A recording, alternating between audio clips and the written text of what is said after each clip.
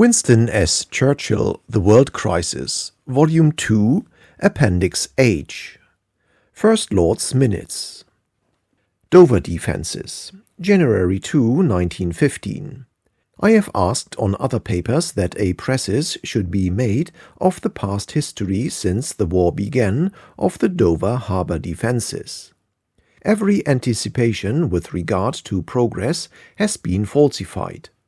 The extent of the preparations of the ships to be sunk has been extended, and work has been pushed on very leisurely with them.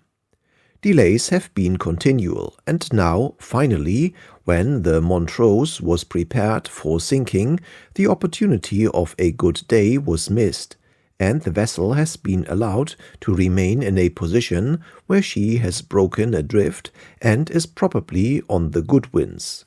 Footnote, she was. End of footnote. I cannot think that this is a creditable performance.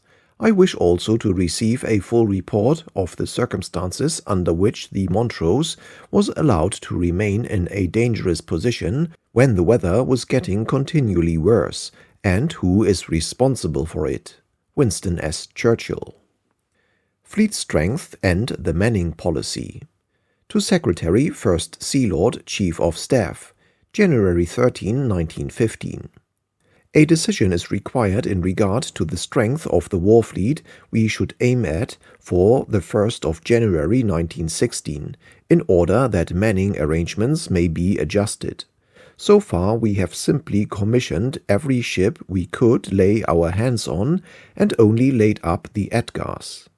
But the great numbers of fine ships completing during the present year make it necessary that we should set a limit to the number of ships maintained in full commission, and lay up a certain number of old ships as new ones join.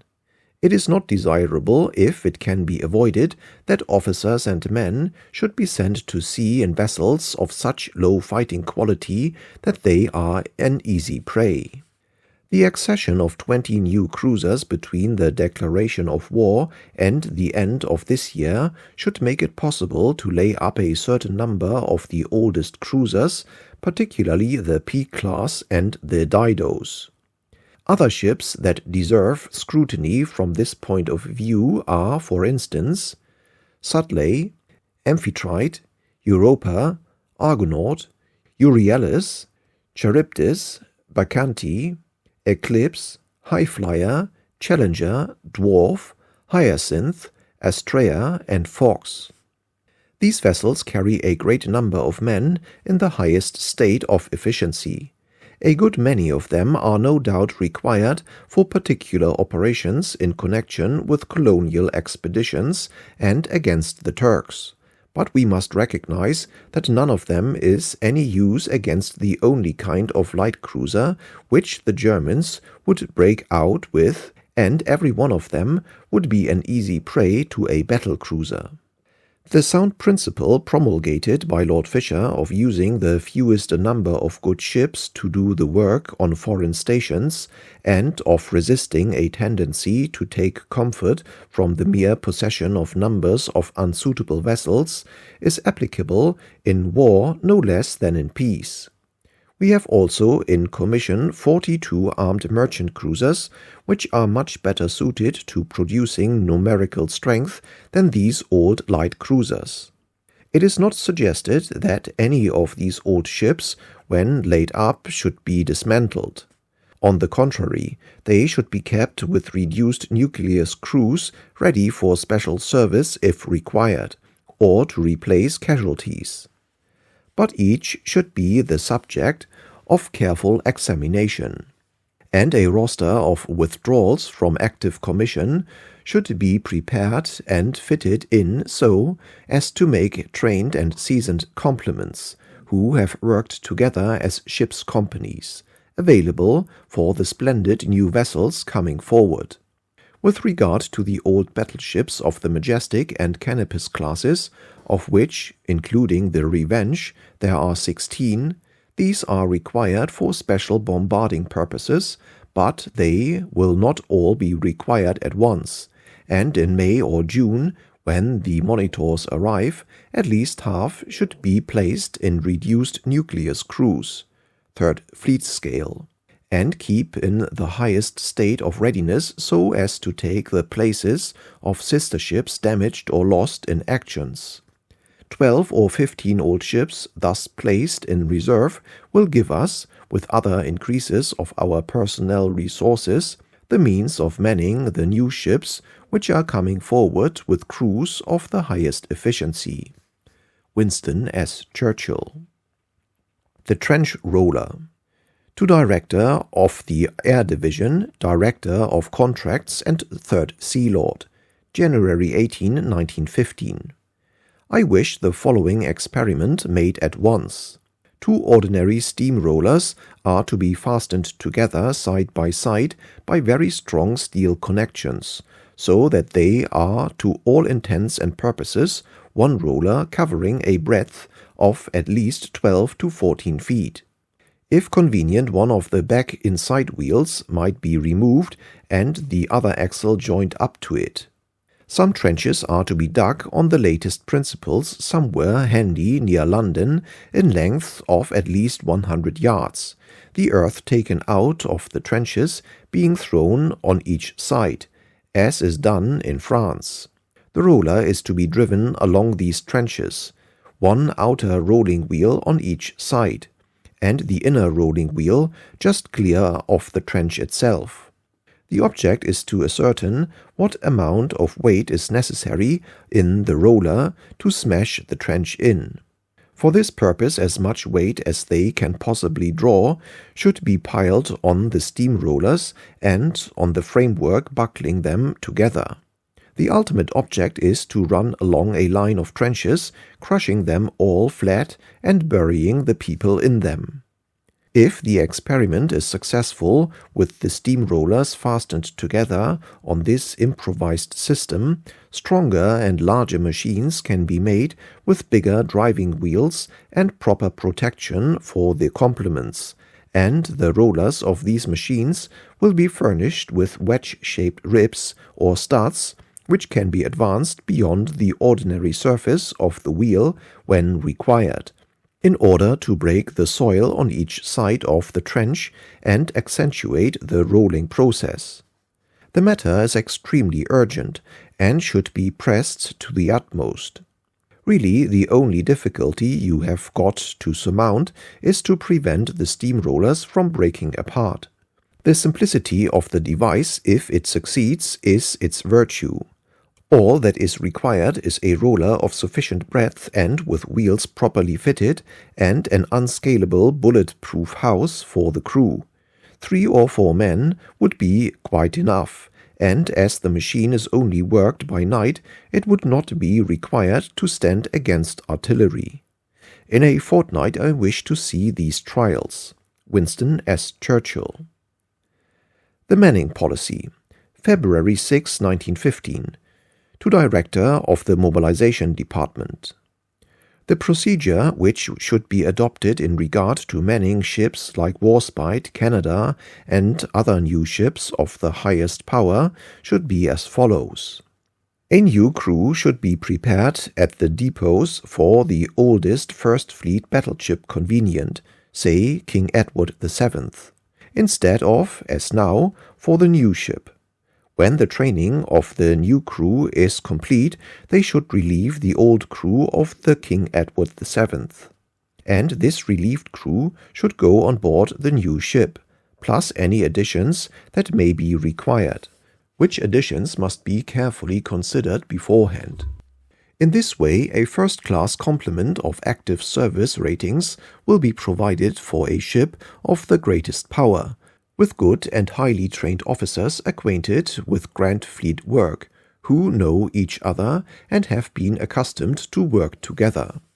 Footnote. It was a great pity this system was not adopted. End of footnote. Winston S. Churchill. Airships and Aeroplanes. To Secretary, 1st Sea Lord, 4th Sea Lord, and Director of the Air Division, January 18, 1915.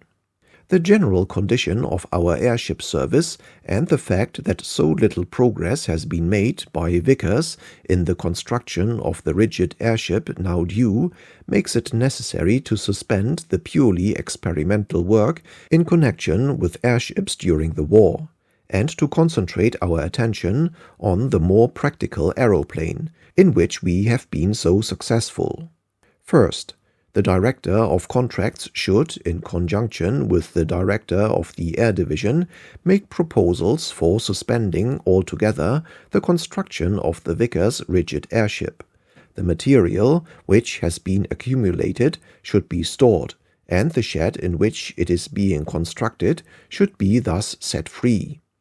Second, the repairing staff of the airships, which is now at Farnborough, should be moved with the utmost dispatch to Barrow, and should be accommodated in the neighborhood of the new rigid airship shed and make the shed their repairing shop. Arrangements should be made to this effect with Vickers, so that we take over this shed completely from them during the war. Third, the Farnborough sheds are to be handed back to the Army as soon as possible, thus meeting their urgent demands. Fourth, Messrs. Vickers are to be urged to expedite as much as possible the 2 non-rigid airships they are building in the old Admiralty shed at Barrow. These, when completed, will give us 5 airships, 3 Parsifals and 2 Astra Torres, besides the small military ones. These 5 airships will be accommodated, 3 in the wooden shed at King's North and 2 in the old Admiralty shed at Barrow. The iron shed at King's North will thus become available for the large numbers of aeroplanes which are now being delivered. All necessary steps must be taken to enable aeroplanes in skillful hands to alight or ascend from the neighborhood of King's North. Fifth, temporary housing accommodation for the aeroplane staff is to be at once provided near King's North, which is to become an aeroplane as well as an airship base. Seventh, the personnel of the Royal Naval Airship Service is to be reduced to the minimum required to man and handle the 5 airships. The balance, including especially the younger naval officers, are to be transferred to the aeroplane section. The military officers are to remain with the airships.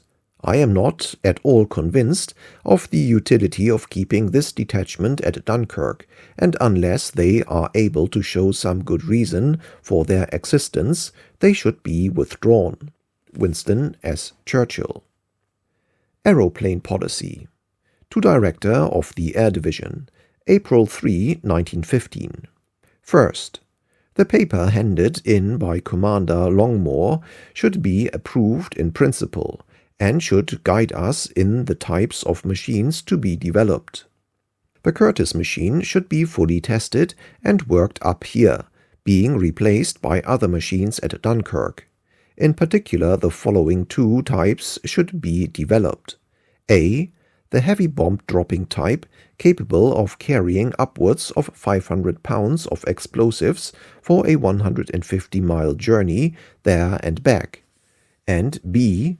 The superlative small fighting machine with great rising power and speed, single-seater, and with a Lewis gun firing through a deflector propeller. Second, I attach great importance to the development of photography. It is certain to be required for important reconnaissances from May onwards.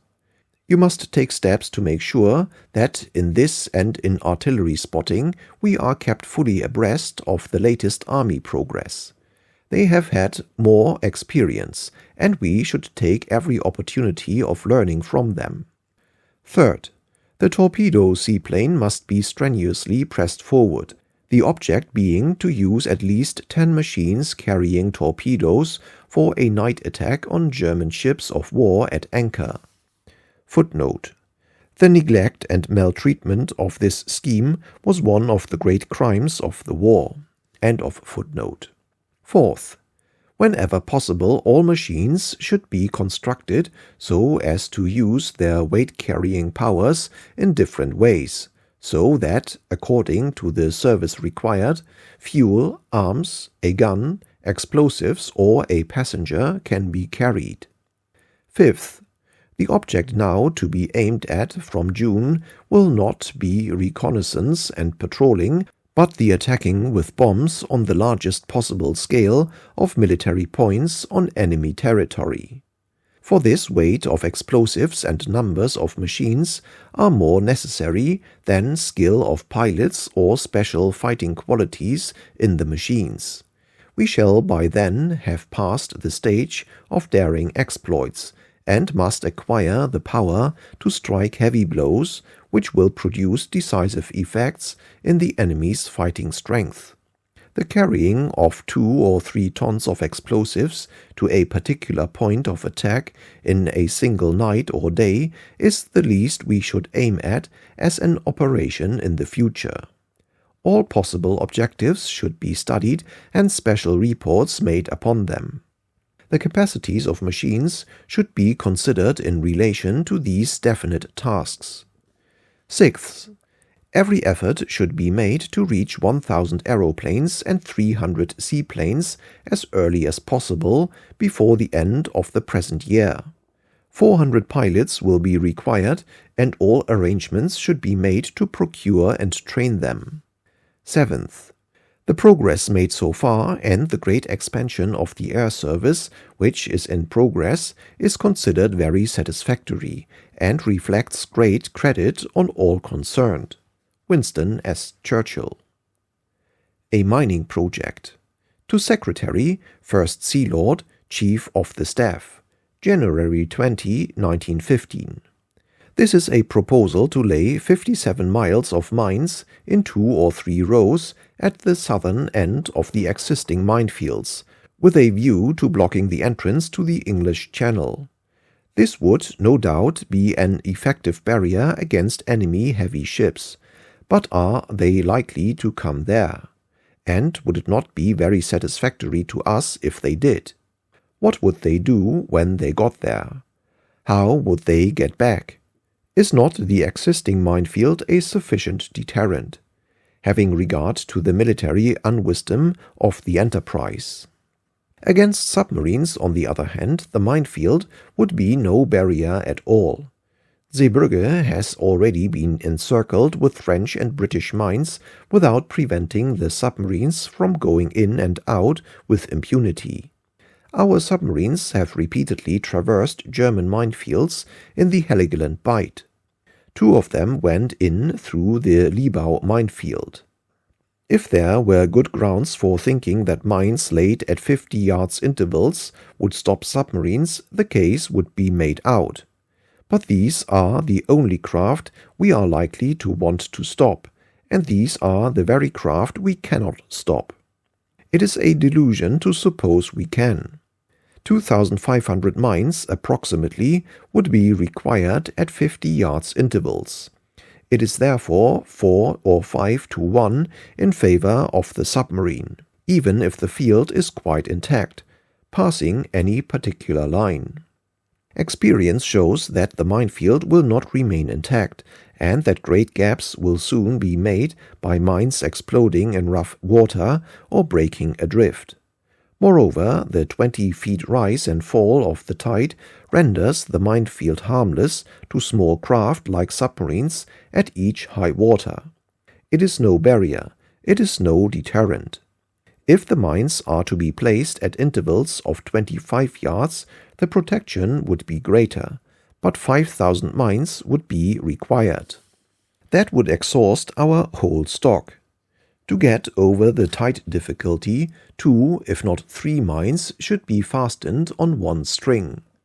That is, 15,000 mines would be required, or 3 times what we have.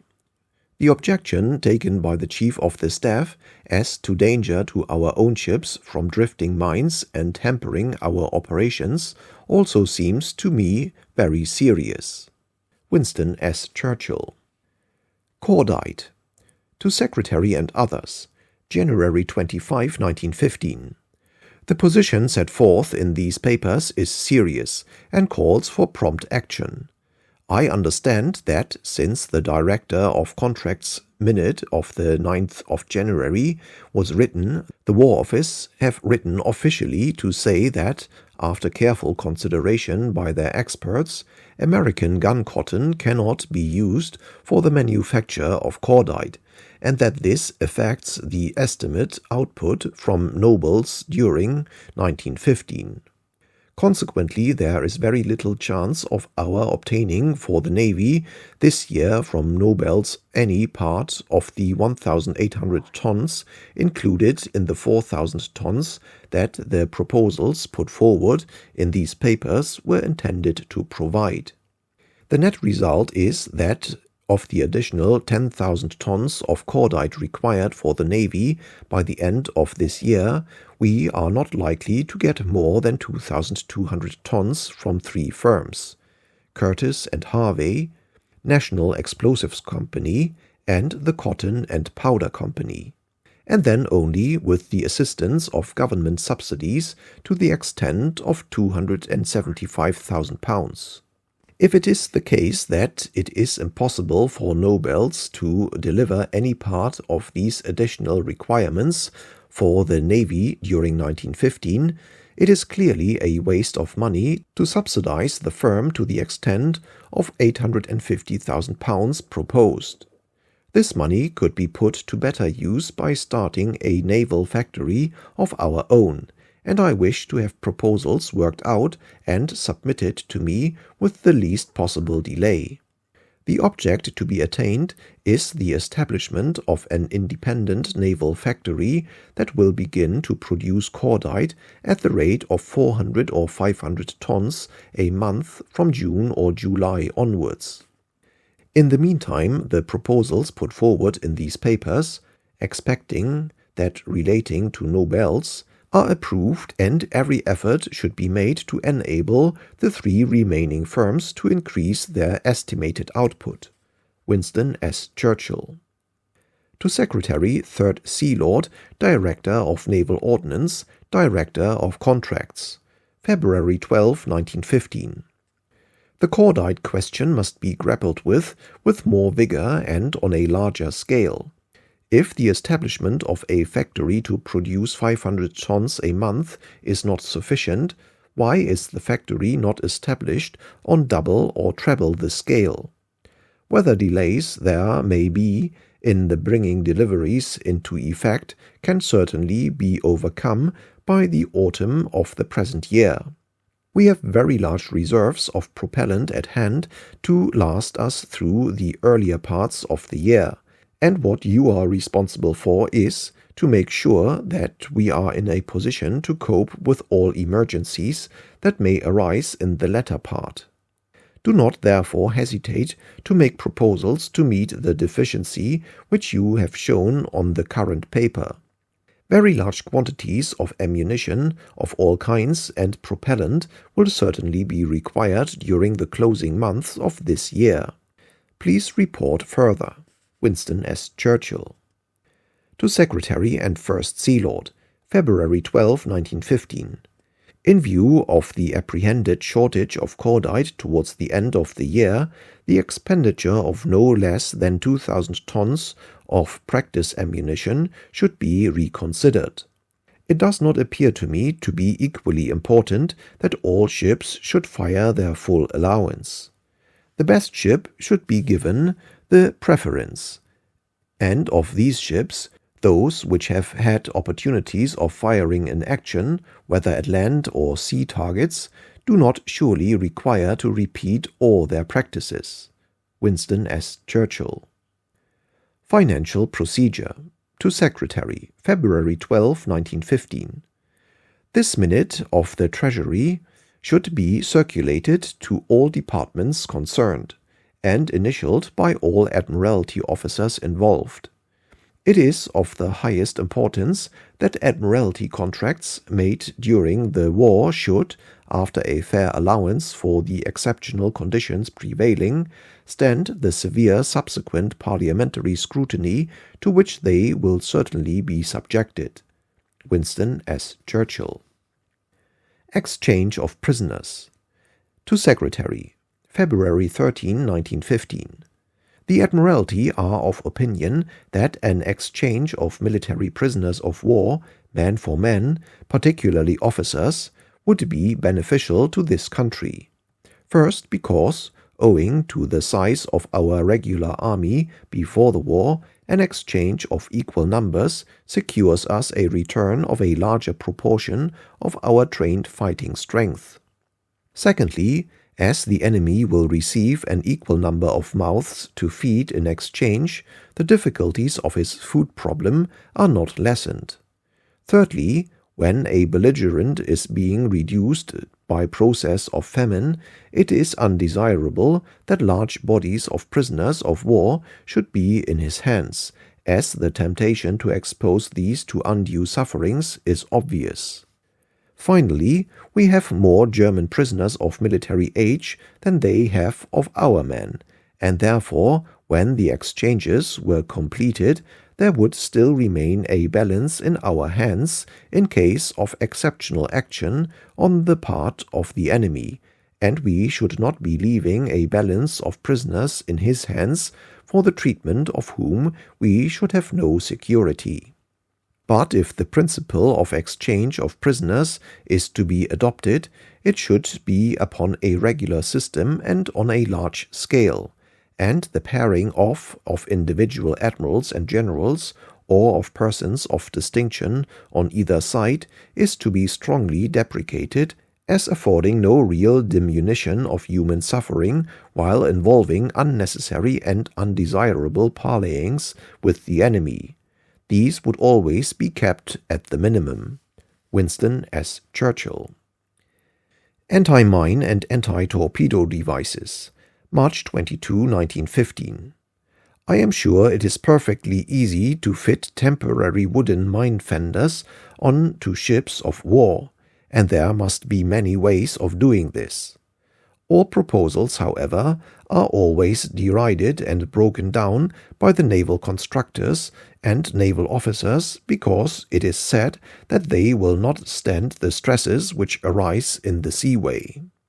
The consequence is that, though for 7 or 8 months this clear remedy has been staring us in the face, very little progress has been made and no real result achieved. Here in the Dardanelles the operations will take place in landlocked waters, where no violent motion can be expected, and it is to my mind most deplorable that invaluable makeshifts adapted to smooth water should have been ruled out just because perfection for ocean purposes has not been obtained. I have tried my best time after time during the last 6 months, and have made numbers of suggestions, and so has Sir Arthur Wilson. But the only result is the things are brought to a standstill by the sterile criticism of persons who make no positive proposals themselves, and by general inertia. If the deep-keeled caissons, which I proposed 2 years ago, and which were assented to 6 months ago, had been carried through, we should now have a certain means of passing the torpedo tubes of the Narrows, and also the means of mooring 2 of them into a V-shaped shield in front of the bows of the battleship while engaged with the forts. It is too late to do anything for the Dardanelles now. Can we not turn over a new leaf, however, in regard to the future, and make proper temporary attachments for ships which will have to work in submarine and mine-infested areas? Never mind if this reduces the speed of the ships, or if it spoils the look of the ships, or if it cannot be used except in fine weather. It is better to have a ship which will do what you want safely in fine weather than a ship which you dare not use in any weather for necessary purposes, for fear that she should be sent to the bottom. Let us now resolve that the Director of Naval Construction's proposal to fit sections of bulges around the sides of ships shall be applied without delay to at least a dozen of the older battleships, and that all the new battleships shall be fitted with the necessary rail and rack to take them, and let orders be given to prepare the necessary caissons in large numbers. Let the deep-keeled detached caissons, approved by the Treasury in November, be now proceeded with, so that they can be moored alongside bombarding ships. Has any report been received from the conqueror about the SCW's proposals? How you can be content to let these great ships, which are your pride and on which so many millions are spent, be ruled off the war path by mine and torpedo, without regarding the remedy against these dangers, as the first charge on naval inventiveness, beats my civilian mind. Winston S. Churchill. Barrier breakers. To Secretary and others, March 22, 1915. It appears to me that a number of trams and old steamers should be collected at Malta without delay and filled up with barrels and wood offal, so as to render them as far as possible unsinkable, and that 14 or 15 of these vessels should be held in readiness to act as barrier breakers when the fire of the forts at the Dardanelles has been quelled. If anything like a rush is required at the critical moment, the whole fleet of these vessels, manned by small crews of volunteers, driven on in front of the fleet and in front of the fleet sweepers, may be an indispensable precaution. Numbers will count both as offering distracting targets for the enemy and exploding more mines in the channel. Winston S. Churchill. Intercepting ammunition. To Director of Intelligence Division, March 23, 1915. It now becomes of the utmost importance to stop the passage of war material for Turkey through Romania and Bulgaria. The governments of both these countries have declared their intention of stopping it, but no doubt there is a lot of corruption among the smaller people, and smuggling under one form or another of ammunition and arms must be going on. It is essential that this should be stopped. Discuss the matter with the Foreign Office this morning, and make me proposals which commend themselves to them. Numbers of suitable Romanian and Bulgarian agents should be engaged by us to watch the railways and canals ceaselessly, and money should be freely spent to make it worthwhile for Romanians and Bulgarians employed on the railways to give us timely information of any wagon loads of ammunition passing.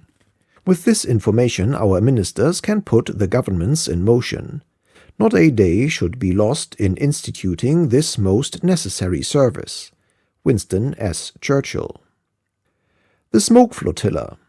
April 5, 1915. First, the attached telegram should be sent to the Admiral Superintendent in Malta. The Chief Inspector of Naval Ordnance will insert full description of the method and appliances. Director of Transports will provide the vessel. Director of Stores will provide the benzol. Malta Yard will make all preparations meanwhile. Let me have dates of sailing and arrival at Mudros, where the prepared cone-bearing ships will await her. The whole matter is most urgent. Second, a telegram should be drafted by the Chief Inspector of Naval Ordnance to the Russian Admiralty cancelling our last recommendation and giving the details of the improved method. Let me see draft.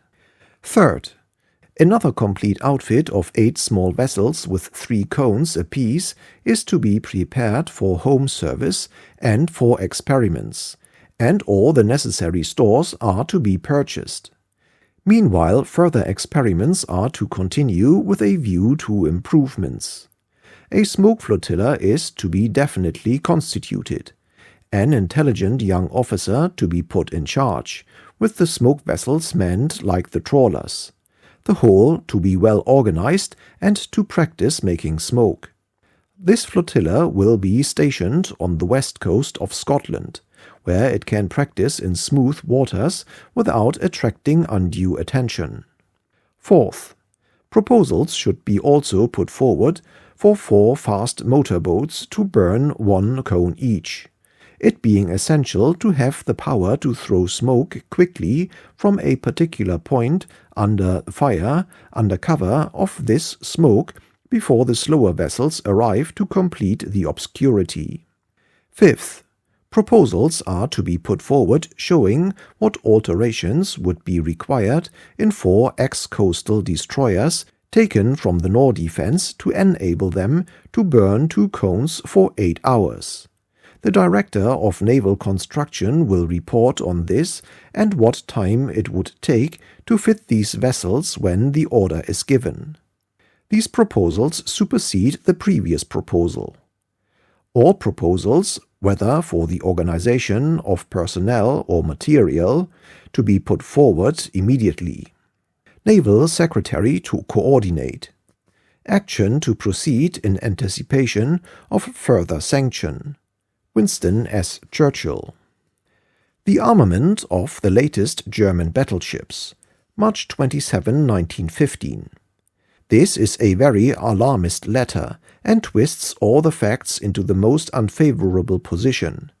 The Commander-in-Chief assumes that 6 new dreadnoughts, all armed with 15-inch guns, will have joined the German fleet before a single British dreadnought so armed has joined it. This is absurd. Warspite joins us in the next few days. Lützow has not yet joined them.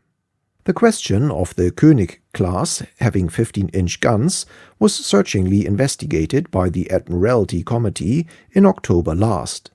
I have seen no evidence of these ships having been laid up since the war began for any period long enough to admit of such a change. They have been doing their practices and moving about quite regularly.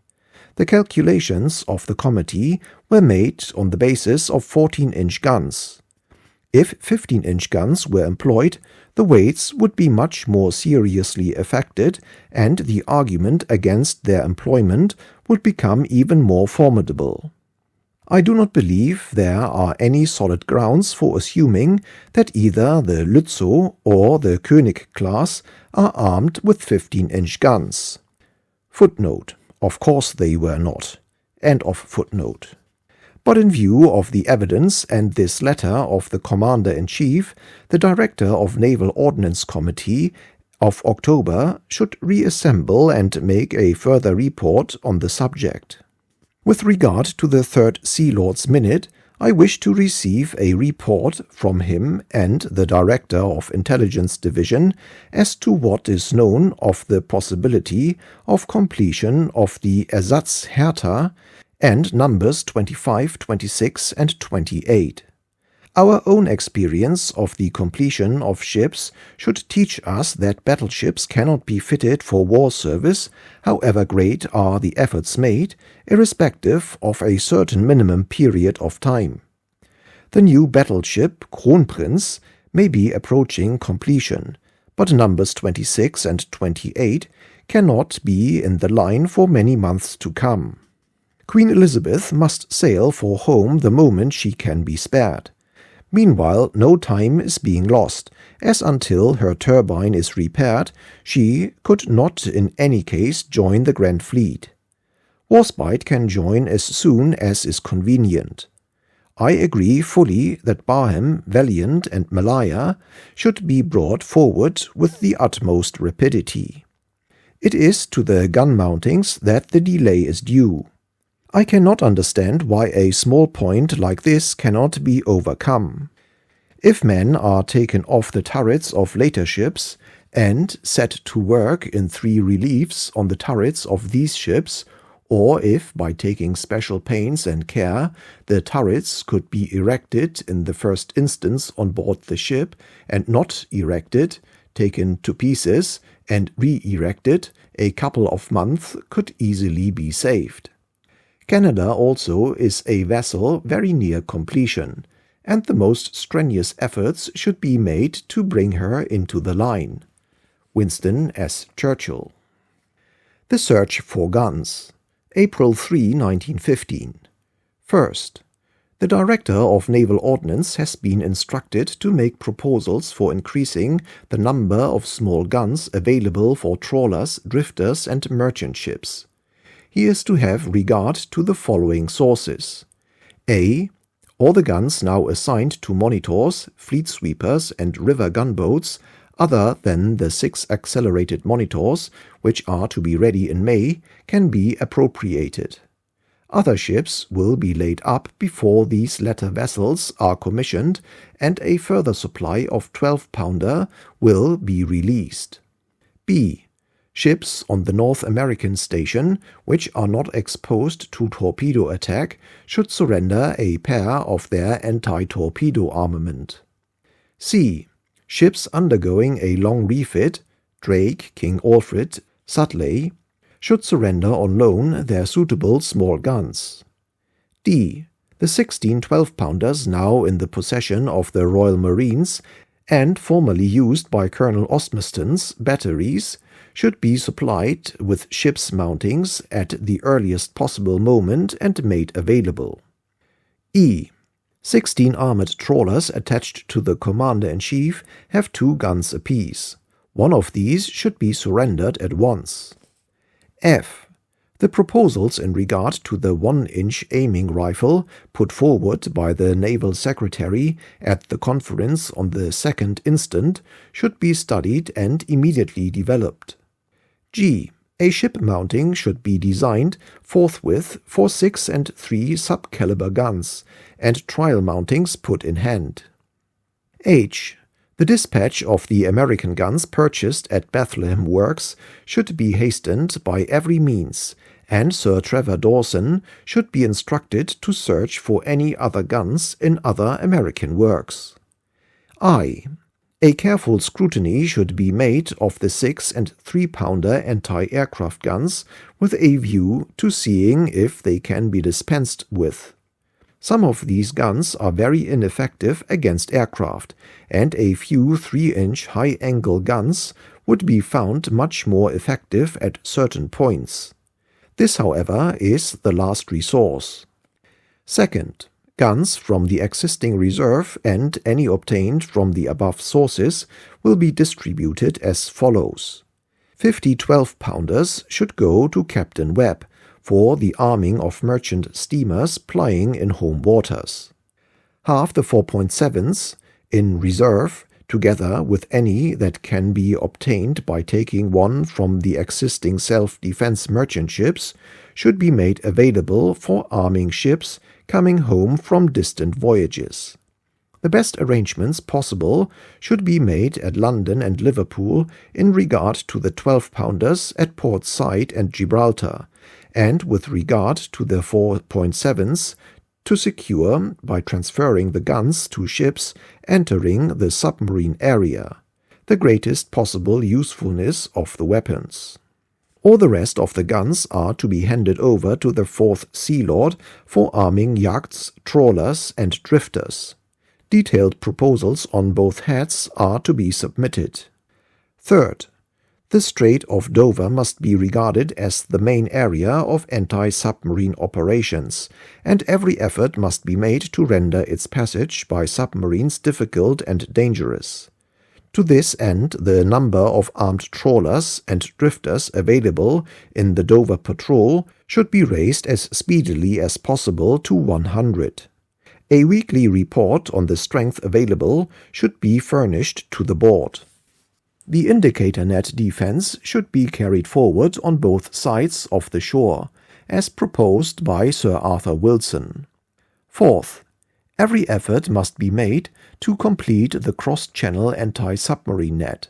This work is of very great importance and, even if it is not wholly successful, it will be found to be a great check. The material will always be available for use elsewhere, should the tactical situation admit.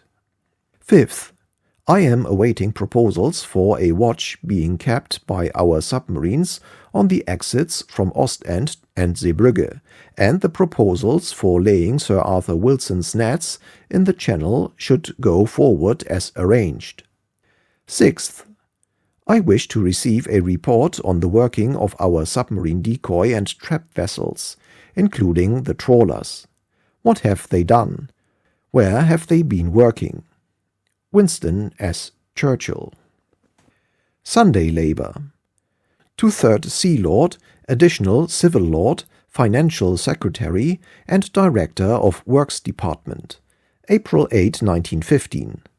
Proposals should be submitted to me as soon as possible for the abolition of Sunday labor on admiralty work in private shipbuilding yards throughout the country. The only exception should be urgent fleet repairs or work on vessels being specially accelerated, and with regard to these board authority should be obtained. Although the contractors will be thus precluded from Sunday labor, we shall not agree to the extension of the contract time for delivery, experience having shown that more work will be done without Sunday labor than with it. I do not exclude the possibility of work beginning with the night shift on Sunday night, if that is thought to be more desirable. This matter should be settled with the utmost speed. Winston S. Churchill. Wireless for submarines. April 23, 1915. I await a special report on the fitting of overseas submarines and selected destroyers with special long-distance wireless. It is indispensable that a submarine should be able to communicate with our receiving stations when operating in the Heligoland Bight. It is also necessary that a certain number of destroyers should have the special faculty of long-distance communication in order that they may be used in connection with submarines. The matter is urgent. Winston S. Churchill. Minefenders. April 24, 1915. This paper shows that there are now 15 different types of bow mine-catching gear which are being experimented with in addition to the timber nose caps and the net wings, total 17. Side by side with these numerous suggestions, and after very many months' work, there is an almost total absence of definite results. I consider that concentration upon the 3 or 4 best types is now necessary. A small committee of 4, consisting of the 3rd Sea Lord, Admiral Charlton, the Director of Naval Construction, and the Naval Secretary, should sit to review the whole subject, and should make proposals for concentration on the most promising results in the shortest possible time. Winston S. Churchill. Sound signaling. To Secretary 1st Sea Lord Sir Arthur Wilson and Assistant Director of Torpedoes. April 24, 1915.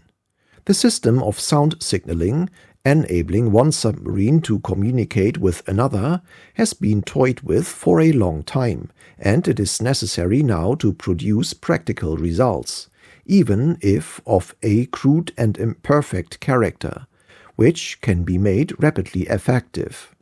A report should be furnished within 3 days, stating what is possible and making proposals for action. Winston S. Churchill. Aerial photography. To Director of the Air Division, April 24, 1915. What are you doing about photography from aeroplanes? I am informed that you have only got 1 officer actively engaged in this, and that no satisfactory photographs have yet been taken by the naval wing. The matter is of great importance and urgency. After the assistance which we have given to the Army in the matter of aeroplanes, we may expect from them every possible aid in repairing our deficiencies in this branch of aerial work. Pray see General Henderson yourself without delay, and make sure that we are in a position, either by borrowing a couple of cameras or photographers from the Army, or by any other method which is effective, to take the photographs required any day after the 1st of May. Report to me that this will be done. Winston S. Churchill.